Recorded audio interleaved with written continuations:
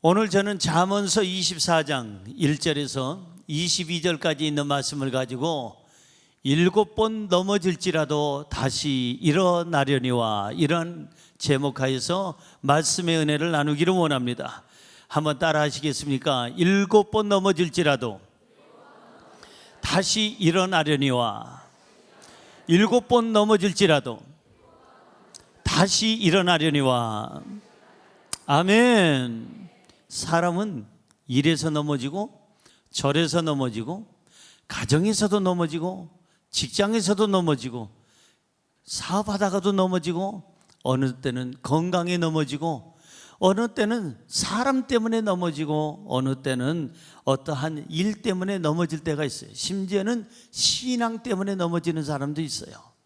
안 넘어지는 사람은 이 세상에 한 명도 없습니다. 누구나가 넘어져요. 그래서 한자에 보면은 한자의 말에 7전8기라는 말이 있습니다. 무슨 말입니까? 7번 넘어져도 8번째 다시 일어난다는 거예요. 다시 말해서 7번 실패를 하더라도 굴하지 아니하고 다시 일어난다. 그래서 7전8기라는 한자어가 있는데 이게 어디에서 나왔을까? 저는 그것이 알고 싶었습니다. 근데 오늘 성경에 나와 있습니다.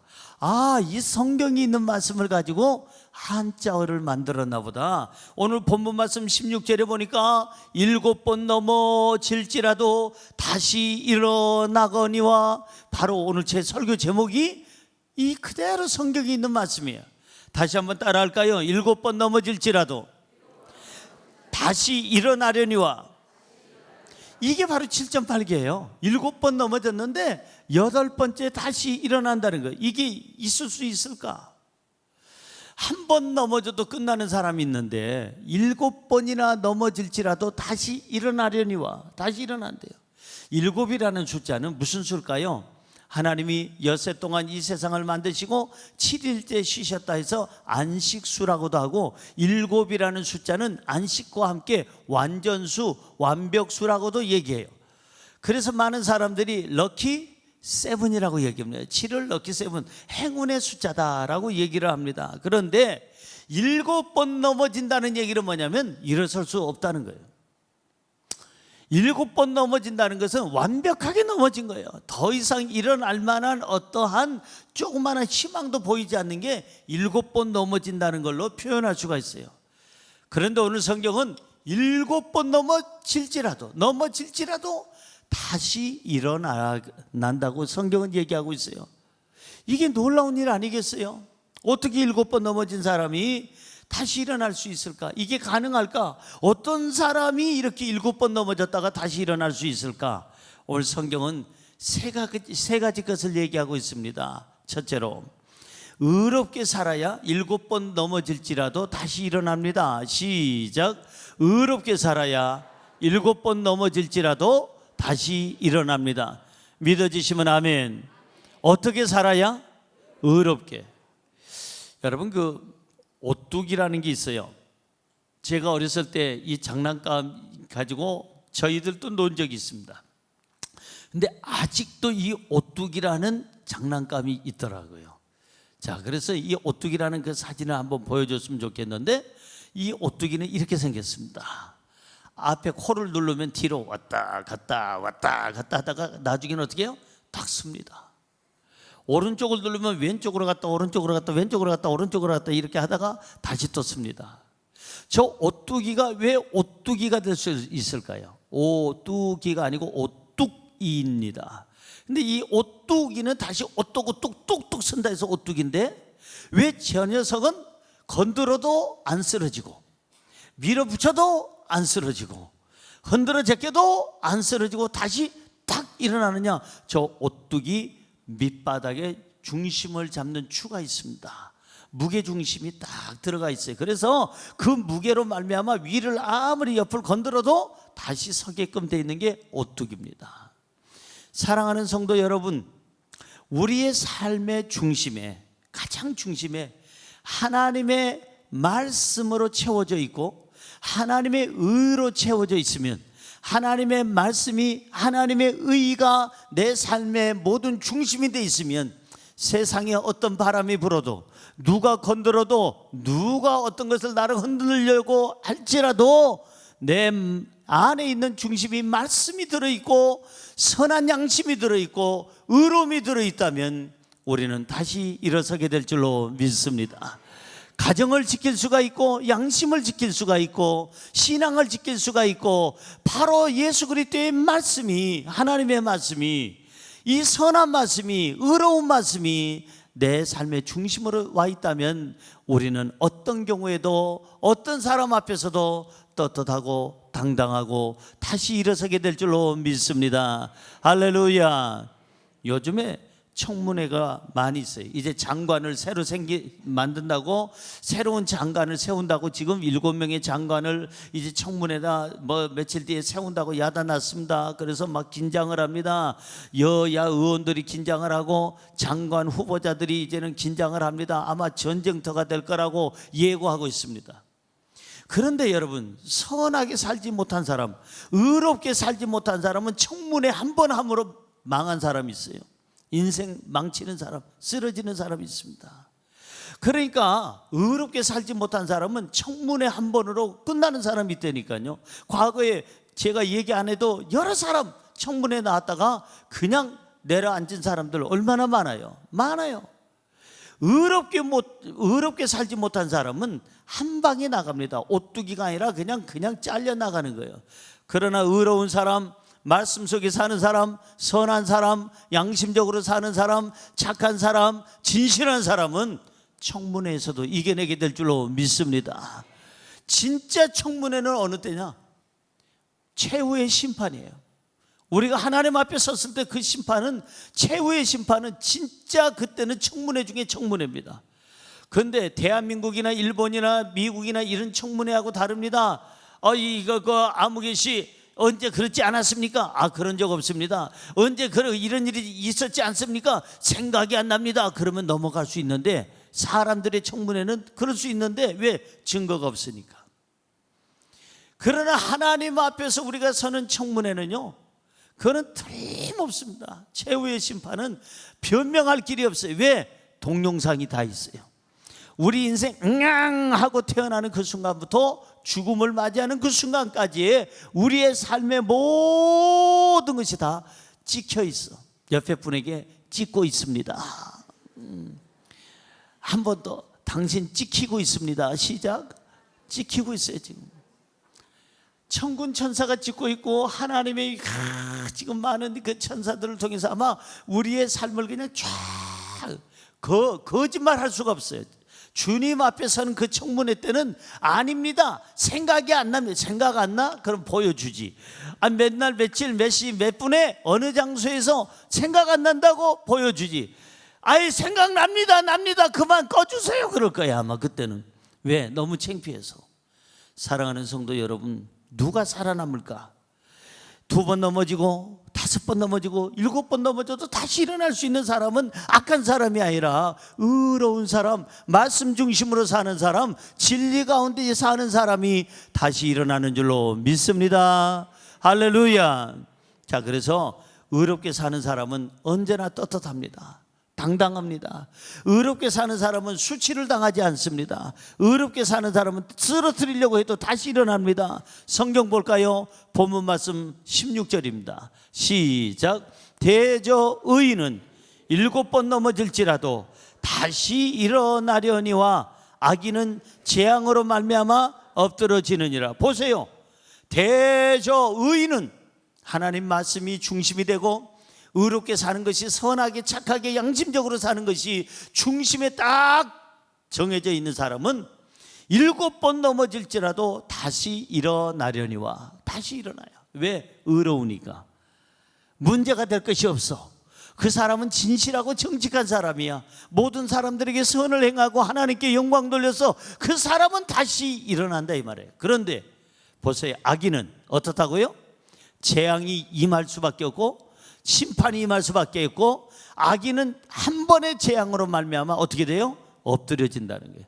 엎드려진다는 얘기는 일어나지 못한다는 거고, 망한다는 얘기고, 죽는다는 얘기입니다. 사랑하는 성도 여러분, 우리 오뚜기처럼 다시 일어나려면 우리 삶의 말씀이 중심이 돼야 되고, 의로움이 중심이 돼야 되고, 선함이 중심이 돼야 되고, 우리 애가 정직함이 중심이 돼야 우리 삶이 아름답게 열매 맺게 될 줄로 믿습니다. 할렐루야. 이 진리를 깨달은 사람은 절대 악인의 형통을 부러워하지 않습니다. 정말 선하고 의롭게 사는 사람은 하나님이 지켜주신다, 다시 일어난다, 이것을 분명히 아는 사람은 절대 악인이 잘 되는 걸 보고 부러워하지 않아요. 성경 볼까요? 본문 말씀 1절 보세요. 자, 1절 시작. 너는 악인의 형통함을 부러워하지 말며 그와 함께 있으려고 하지도 말지니라. 잘 보세요. 악인의 형통함을 부러워하지 마라.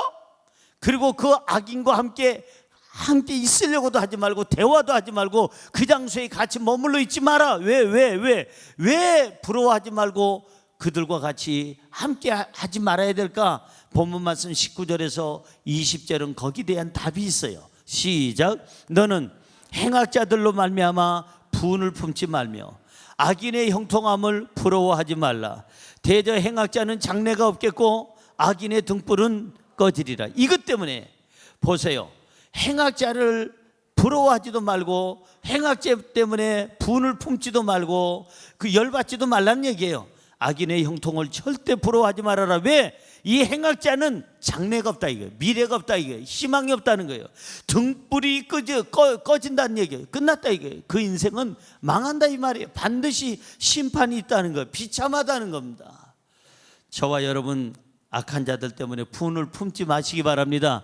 이 악한 자들 형통함을 부러워하지 말아야 될 줄로 믿습니다. 왜냐하면 그들에게는 미래가 없고 그들에게는 희망이 없고 그들은 엎드러지게 돼 있기 때문에 그렇습니다. 누가 강한 사람일까요? 누가 이 세상에서 강한 사람이냐? 의로운 사람이에요. 누가 하나님의 도움을 받을까요? 의로운 사람이에요. 누가 최후의 승자일까요? 의로운 사람이에요. 할렐루야, 할렐루야. 너무 뜨거워서 그런지, 바깥 날씨가 그런지 아멘도 안 하시는 분이 계시네. 할렐루야. 누가 최후의 강자라고요? 의로운 사람. 누가 최후의 승자라고요? 누가 하나님의 도우심을 받는다고요? 이제 좀 열기가 식혀진 것 같아요. 의로운 사람이에요. 그래서 우리가 꼭 기억해야 될 말씀이 있어요. 의에 대해서는 요거는만큼은 기억하자. 욥기서 17장 9절입니다. 우리 크게 읽어볼까요? 그러므로 의인은 그 길을 꾸준히 가고 손이 깨끗한 자는 점점 힘을 얻느니라. 잘 보세요. 그러므로 의롭게 살고 진실하게 살고 말씀대로 사는 사람은 그 길을, 인생의 길을 끊임없이 꾸준히 계속하고 하나님이 인도해 주시고, 손이 깨끗한 자는 점점 날이 갈수록 뭘 얻어요? 힘을 얻는데요. 이걸 거꾸로 얘기해 볼까요? 악인은 그 길을 꾸준히 가지 못하고 끊긴다 이게요.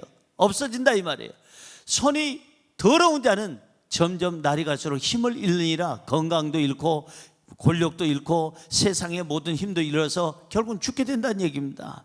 저와 여러분이 오늘 기억하십시오. 아무리 힘들어도 말씀대로 사시기 바랍니다. 아무리 힘들어도 의롭게 사시기 바랍니다. 그리하여 우리의 인생의 길이 끊기지 않냐고, 끝까지 주님이 오라 하시는 날까지 꾸준히 형통하고 평안하고 풍요롭고 건강하게 나아가시기를 주님의 이름으로 축원합니다. 의롭게 사는 사람은 하나님께서 일으켜 주십니다. 의롭게 사는 사람은 사람들이 박수치고 응원해 줍니다. 의롭게 사는 사람은 오뚜기처럼 다시 일어납니다. 의롭게 사는 사람은 매사에 떳떳하고 당당합니다. 의롭게 사는 사람은 반드시 7번 넘어져도 다시 일어나게 될 줄로 믿습니다. 둘째로, 지혜롭게 살아야 7번 넘어질지라도 다시 일어납니다. 시작. 지혜롭게 살아야 7번 넘어질지라도 다시 일어납니다. 믿어주시면 아멘. 아멘. 지혜라는 말을 우리가 잘 알아요. 그런데 제가 국어사전을 일부러 찾아봤어요. 왜냐하면 제가 알고 있는 지혜라는 그런 의미와 국어 사전에는 또 다른 의미로 또 표현하는 것이 있는가 해가지고 지혜라는 말을 국어 사전에 찾아봤더니 이렇게 설명하고 있습니다. 지혜란 사물의 이치를 빨리 깨닫고 사물을 정확하게 처리하는 정신적인 능력이 지혜다, 이렇게 써 있습니다. 근데 여기서 끝나지 않냐고, 둘, 셋 쭉 나오는데 한 부분에 이렇게 써 있어요. 하나님의 속성 가운데 하나인 것이 지혜다. 거기서 제가 아주 큰 은혜를 받았어요. 하나님의 속성 중에 하나가 지혜라는 거예요. 그러니까 지혜는 어디에 있느냐? 하나님께 있어요. 하나님이 주셔야 받는 거예요.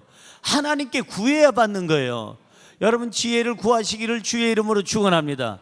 솔로몬이 예배를 잘 드렸기 때문에 그 예배에 성공하자 하나님이 감동하셔서 1000번제를 드린 솔로몬에게 너에게 무엇을 줄까 하고 지혜를 주신 줄로 믿습니다.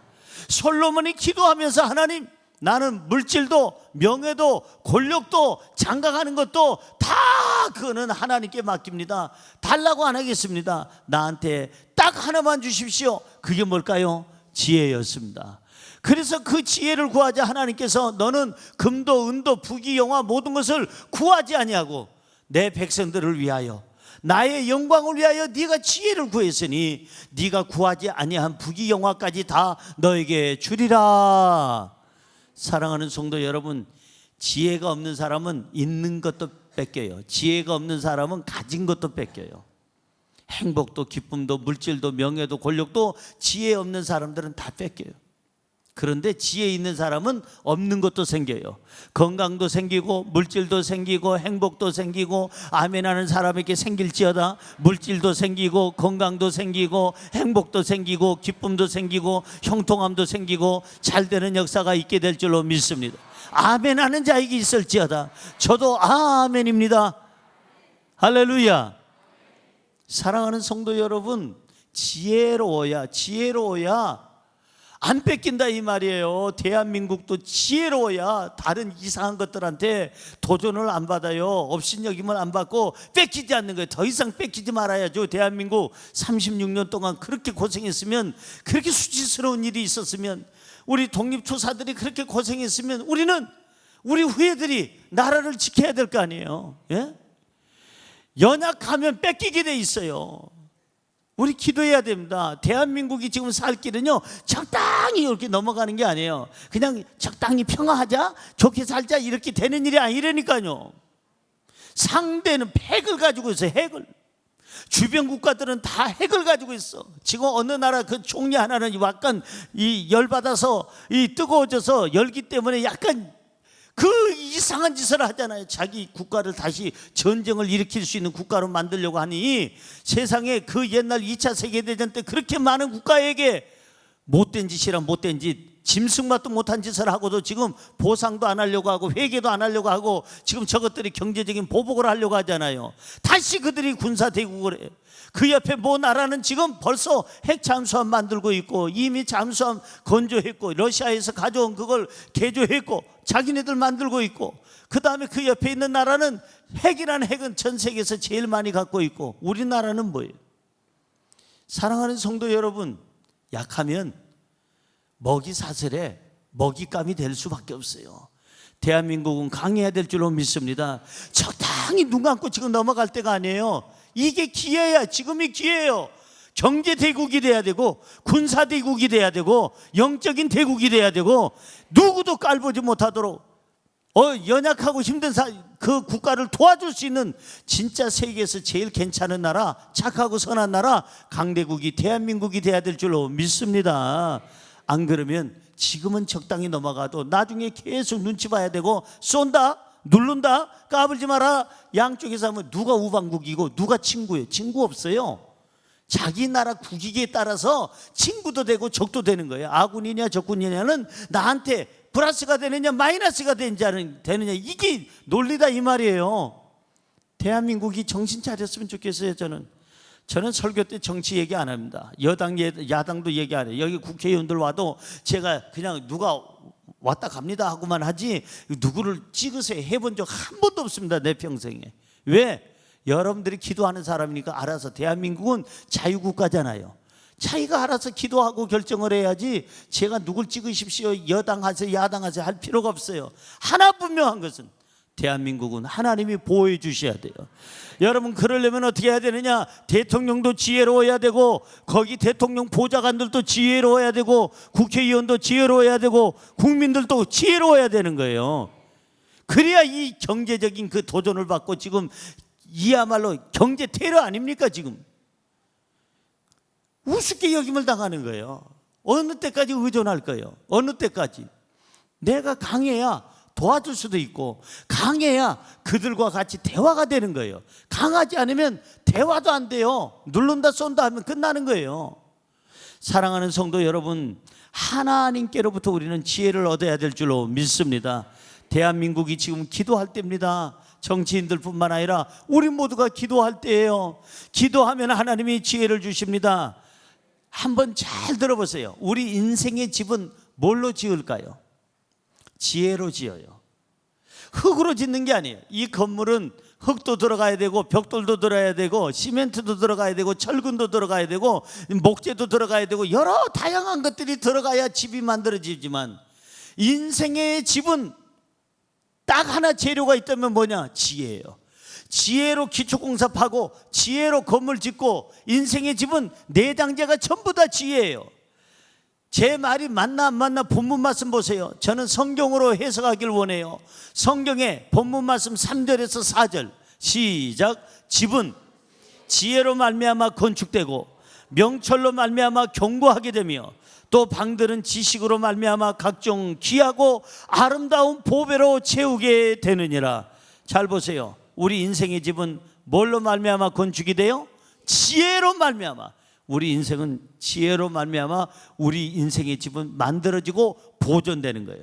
명철로 말미암아, 지혜와 명철로 말미암아 이 인생의 집이 견고해져서 세상에 태풍이 불어도, 지금도 태풍 하나가 올라오는 중인데 중국 쪽으로 갔다 그럽니다.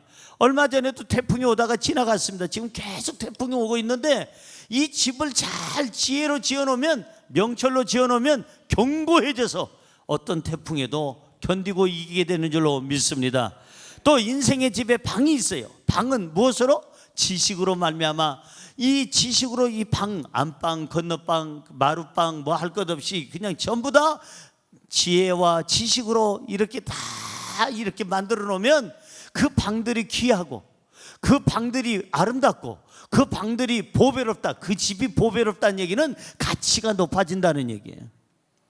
집값 떨어지는 걸 원하세요? 올라가는 걸 원하세요? 예, 집 있는 사람은 올라가는 걸 원하고, 집이 없는 사람은 떨어지기를 기도할 것이고, 그러니까 그 차이예요. 그러니까 집 있는 사람은 집값이 올라가는 게 좋을까요? 내려가는 게 좋을까요? 당연히 올라가는 게 좋죠. 인생의 집을 이미 지금 짓고 있어. 우리는 시작을 했어요.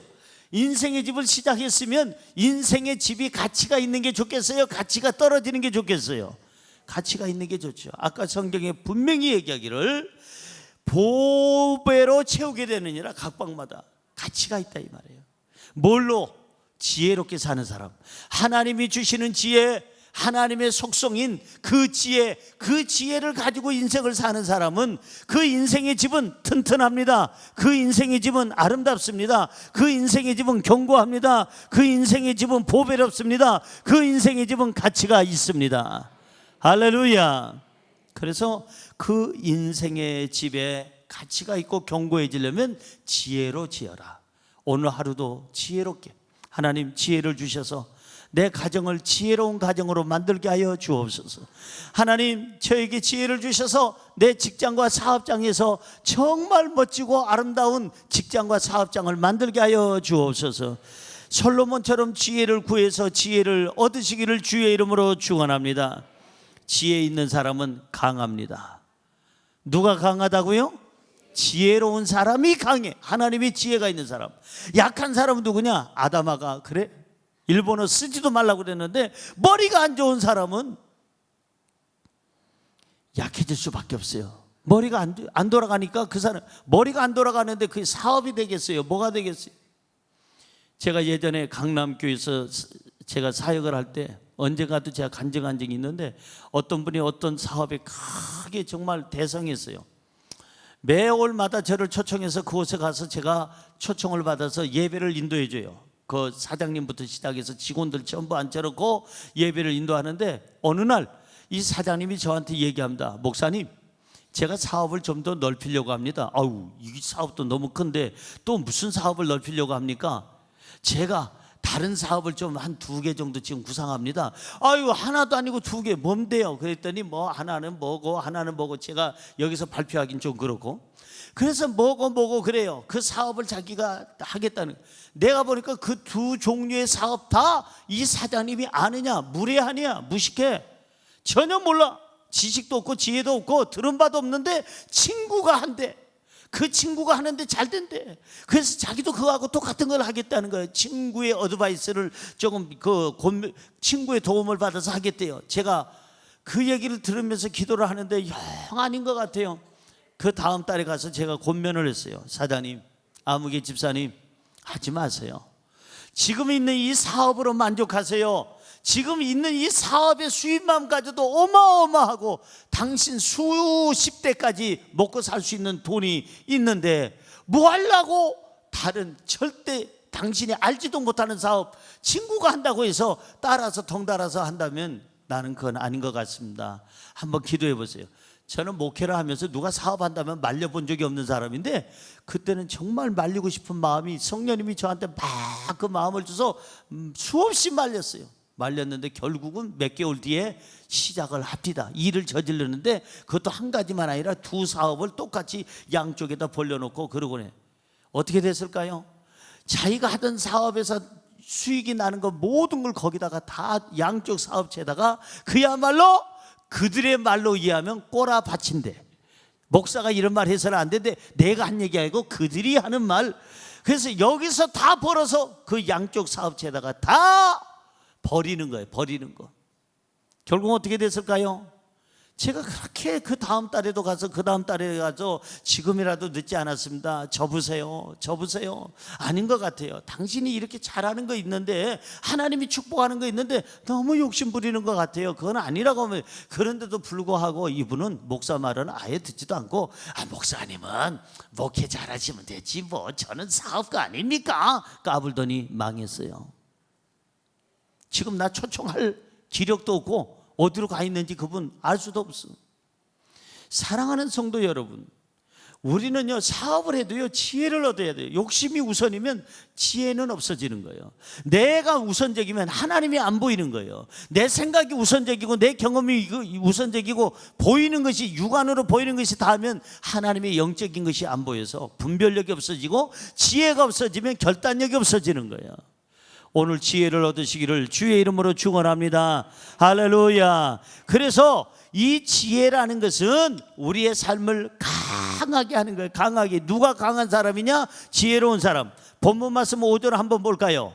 시작. 지혜 있는 자는 강하고 지식 있는 자는 힘을 더하나니. 한 번 더요. 지혜 있는 자는 강하고 지식 있는 자는 힘을 더하나니.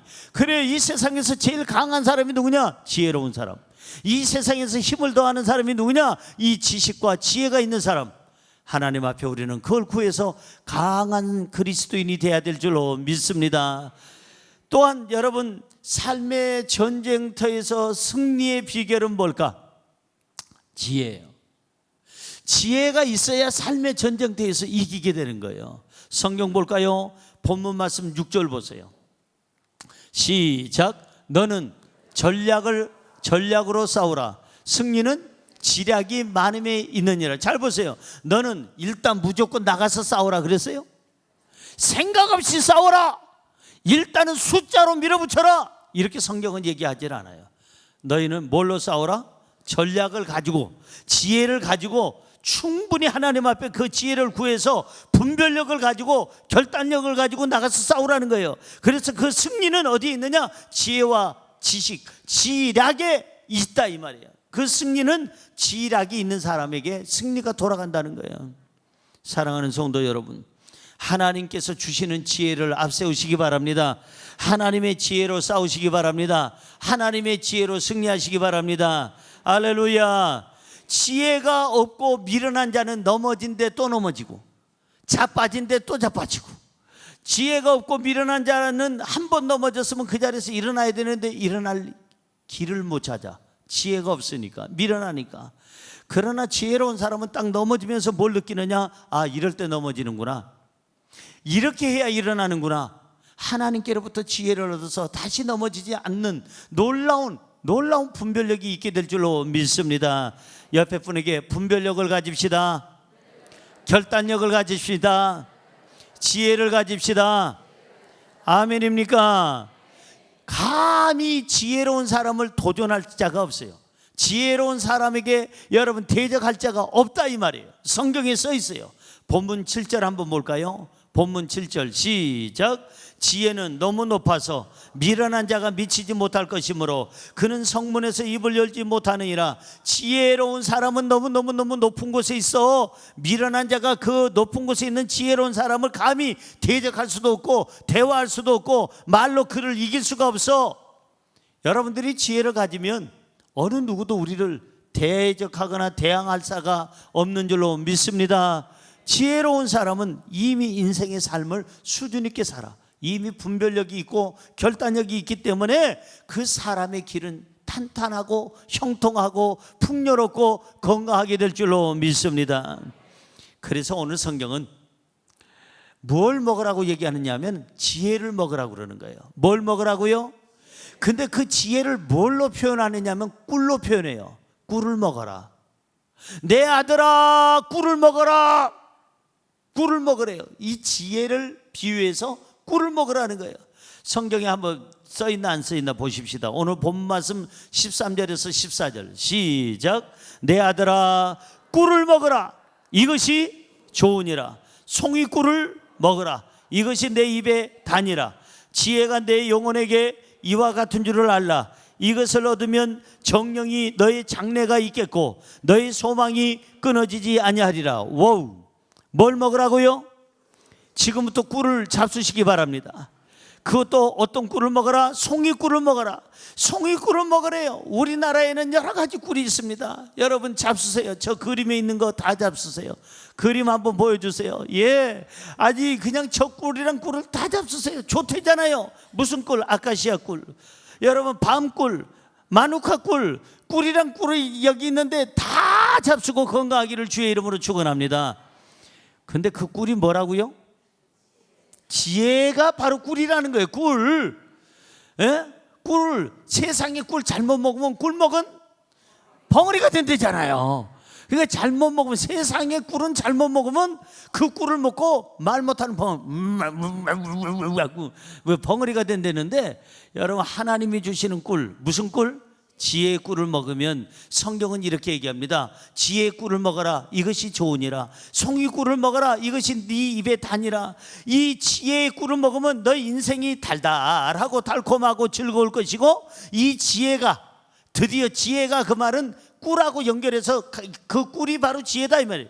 이 지혜가 너의 영혼에게 풍요로움을 줄 것이고 건강을 줄 것이고, 이 지혜가 너희들의 미래의 장래가 될 것이고 희망이 될 것이고 소망이 끊어지지 아니하리라.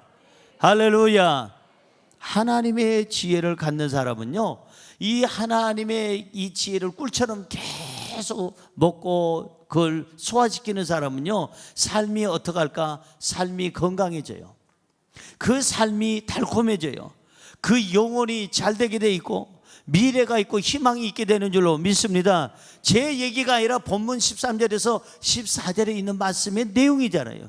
지혜롭게 사는 사람은 이렇게 살게 돼 있어요. 솔로몬처럼 하나님 앞에 지혜를 구하세요. 솔로몬처럼 하나님 앞에 지혜를 구하세요. 그래서 이 지혜를 가지고 여러분의 삶을 더 튼튼하게 하고, 이 지혜를 가지고 7번 넘어져도 다시 일어나고, 이 지혜를 가지고 인생의 집을 더 아름답게 만들고, 이 지혜를 가지고 우리 인생의 집을 가치 있게 날마다 더 가치 있는 삶으로 만들어 가야 될 줄로 믿습니다. 마지막으로 세 번째, 하나님을 경외하며 살아야 7번 넘어질지라도 다시 일어납니다. 시작. 하나님을 경외하며 살아야 7번 넘어질지라도 다시 일어납니다. 믿어지시면 아멘. 자, 본문 말씀 21절에 이렇게 써 있어요. 시작. 내 아들아, 여호와와 왕을 경외하고 반역자와 더불어 사귀지 말라. 한 번 더요. 내 아들아, 여호와와 왕을 경외하고 반역자와 더불어 사귀지 말라. 하나님을, 여호와를 경외하라는 거예요. 경외한다는 말은 두려워한다, 떤다, 이런 말로서 끝나면 안 됩니다.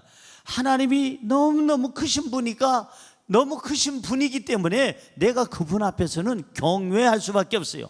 내가 그분 앞에서는 떨림으로 머리 숙일 수밖에 없고 무릎 꿇을 수밖에 없어요. 왜? 하나님이나 나나 비슷한 그러한 동급이 아니고, 하나님은 창조주가 되시고 나는 하나님이 지으신 피조물이기 때문에 그분 앞에서는 두려운 마음 가지고 섬겨야 되고, 존중하는 마음으로 섬겨야 되고, 존경하는 마음 가지고 섬겨야 되고, 예배하는 마음으로 섬겨야 될 줄로 믿습니다. 이것이 바로 경외예요. 그러니까 하나님을 경외하는 마음이 있는 사람에게 하나님은 붙잡아 주시고, 그 사람을 일으켜 주시고, 하나님을 경외하는 사람에게 세임을 주시고, 하나님을 경외하는 사람이 7번 넘어질지라도 8번째 일으켜 줄 줄로 믿습니다. 중요한 것은 하나님을 경외하면, 두려움으로 섬기면 우리는 탈선하지 않습니다. 하나님 말씀대로 살게 돼 있어요. 왜? 하나님은 너무 크신 분이고, 나를 잘 아시는 분이시고, 나를 지켜보고 계시는 분이시고, 나를 만드신 분이라고 아니까 그 사람은 탈선할 수가 없어요. 하나님을 떠날 수가 없고 말씀을 떠날 수가 없어요. 여러분들이 하나님을 경외하면 하나님은 어떤 면에서든지 여러분을 긍휼히 여기세요. 어떻게 여기신다고요?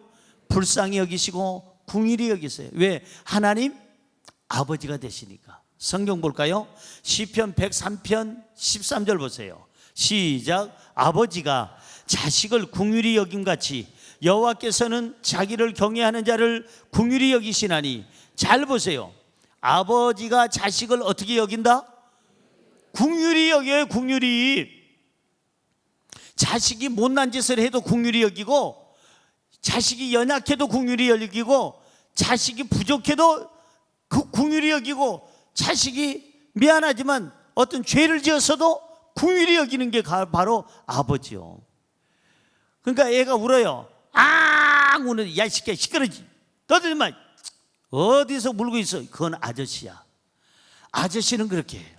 근데 아버지는 애가 울면, 왜 울어? 어디 다쳤어? 어디 아파? 왜? 무슨 일이야?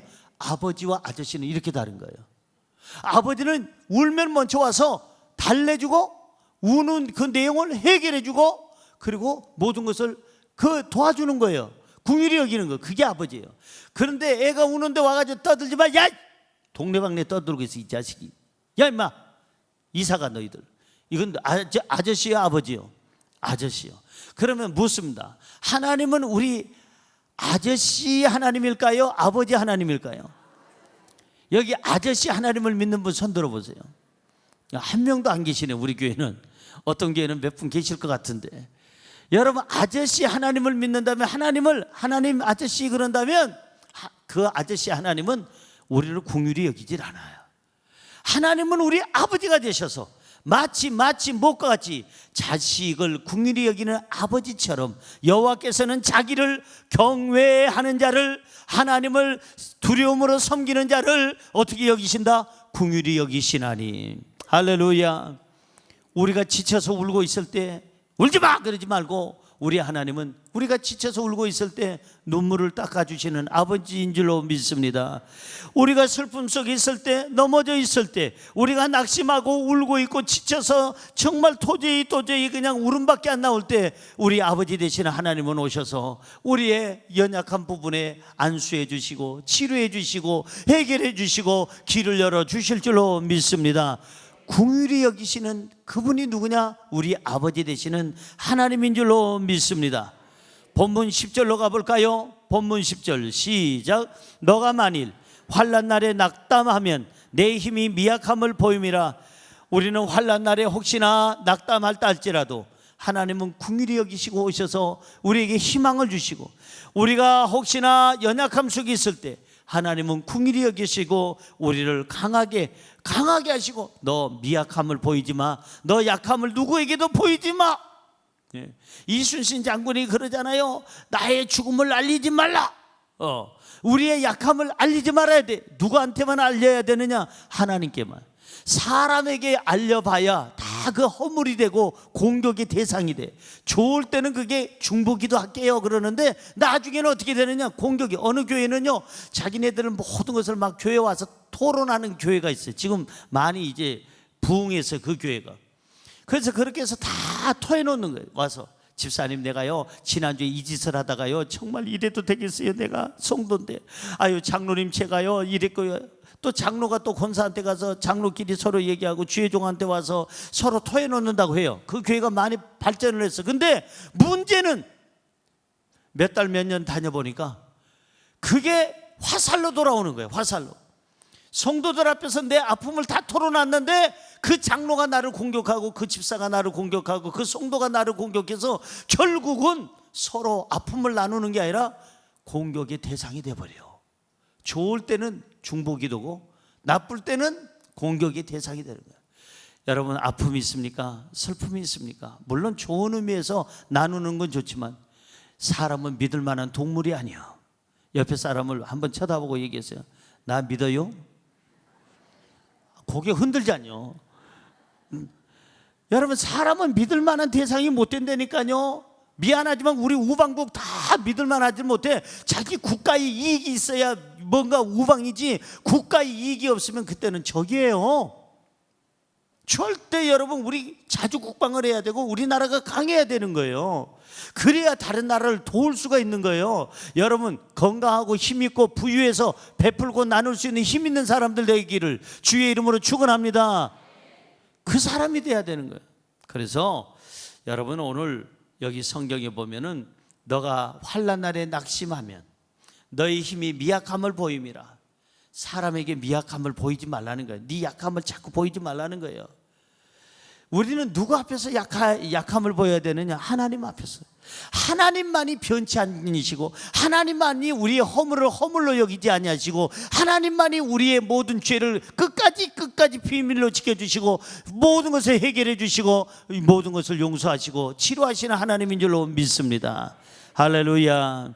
하나님이 없는 사람은 넘어졌을 때 일으켜줄 대상이 없어요. 하나님이 없는 사람은 한 번 넘어지면 끝이에요. 엎드려져요. 여러분, 시편 2편 11절을 한번 볼까요? 시편 2편 11절 시작. 여호와를 경외함으로 섬기고 떨며 즐거워할지어다. 삶에 문제가 있을 때 하나님을 경외하는 거예요. 하나님을 찾는 거예요. 힘들고 어려우니까, 슬픔이 있으니까 하나님을 찾고 경외하는 거예요. 그렇게 되면 어떻게 하느냐? 즐거움이 있다 이거예요. 즐거움이.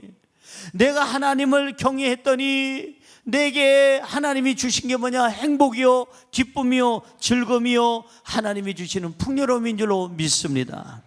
시편 145편 19절은 이렇게 말씀합니다. 시작. 그는 자기를 경외하는 자들의 소원을 이루시며 또 그들의 부르짖음을 들으사 구원하시리로다. 잘 보세요. 그는, 하나님은 자기를 경외하는 자, 그 하나님을 경외하는 자의 소원을 이루어 주신대요. 그리고 하나님을 경외하는 사람이 부르짖고 기도하면 들어주시고 응답해 주신대요. 그렇게 그 하나님이 계시기에 우리는 힘을 내야 될 줄로 믿습니다. 다시 일어서야 될 줄로 믿습니다. 왜 우리가 다시 일어나야 되느냐? 7번 넘어질지라도 다시 일어나야 된 이유, 하나님 영광을 위해서. 믿는 자가 쓰러져서 못 일어나면 하나님 영광 가리잖아요. 저거 하나님 믿는다는 게 저게 아이고 한 방에 나갔구만 이러면 되겠어요? 우리는 사업장에서 일어나야 돼요. 여러분 직장에서 일어나야 돼요. 가정이 일어나야 돼요. 여러분 신앙이 일어나야 돼요. 여러분 질병에서 일어나야 돼요. 건강해야 되는 거예요. 여러분들의 삶 속에서 일어나야 돼요. 일어나야 하나님을 믿는 사람은 다르구나. 하나님이 일으켜 주시구나. 하나님께 영광이 되고 우리 삶에 전도의 열매를 맺게 되고 우리 삶에 복이 되는 줄로 믿습니다. 힘을 내세요. 힘을 내세요. 그 다음에가 뭐예요? 주님이 손잡고 계시잖아요. 누가 손잡고 계세요? 주님이 손잡고 계시는데 왜 힘을 못 내요? 힘을 낼 수밖에 없죠. 주님의 능력의 손으로 우리를 구덩이에서 뽑아내 주시는데 왜 못 나와요? 오늘 질병에서 나오시기 바랍니다. 가난에서 나오시기 바랍니다. 여러분의 모든 저주에서 나오시기 바랍니다. 고난에서 나오시기 바랍니다. 여러분의 물질 문제에서 나오시기 바랍니다. 여러분 환경에서 나오시기 바랍니다. 주님이 손잡아 주신대요. 결론의 말씀을 드리려고 합니다. 우리를 향하신 하나님의 뜻은 뭘까? 우리가 다시 일어나는 거예요. 우리를 향하신 하나님의 뜻은 뭘까? 우리의 삶에 희망을 주시는 거예요. 우리를 향하신 하나님의 뜻은 뭘까? 우리가 씩씩하게 열심 있게 열정을 가지고 인생을 멋지게 사는 거, 향기롭게 사는 게 하나님의 뜻인 줄로 믿습니다. 7번 넘어졌습니까? 이제 여기서 끝났다고 생각하지 마세요. 도저히 못 일어난다고 생각하지 마세요. 하나님 앞에 여러분 기도해서 8번째 일어나고 9번째 일어나고 10번째 일어나고 결국은 일어서서 하나님을 찬양하고 하나님께 영광 돌리고 모든 사람들 앞에서 하나님이 나와 함께 하심을 보여줄 수 있는 믿음의 능력 있는 삶이 되기를 주의 이름으로 축원합니다. 7번 넘어질지라도 다시 일어날 수 있는 것은 하나님 말씀 안에서 의롭게 살기 때문이고, 2번째는 하나님께서 주시는 지혜로 가능한 것이고, 3번째는 하나님을 경외하기 때문에 하나님의 힘으로 다시 일어나게 되는 줄로 믿습니다. 기도하겠습니다. 하나님, 7번 넘어질지라도 다시 일어날 수 있는 우리의 삶이 되게 하여 주옵소서. 말씀 안에서 의롭게 살기를 원합니다. 하나님이 주시는 지혜로 살기를 원합니다. 하나님을 경외함으로 하나님의 힘으로 살기를 원합니다.